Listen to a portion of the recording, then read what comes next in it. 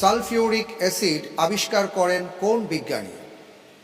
ক ইবনে সিনা, খ জাকারিয়া আর-রাজি, গ আবুল কাসেম জাহরাবি, ঘ ইবনুন নাফিস।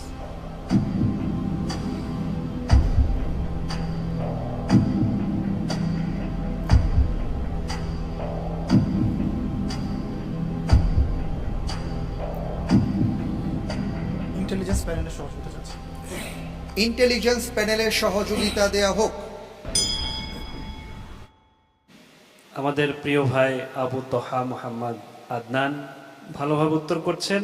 এই পর্যায়ে এসে এই প্রশ্নে আমাদের সহযোগিতা চেয়েছেন, আমরা তাকে সহযোগিতা করব আমাদের দিক থেকে। যে উত্তরটি হবে, এই বিজ্ঞানীর নামের সাথে একজন নবীর নামের মিল রয়েছে।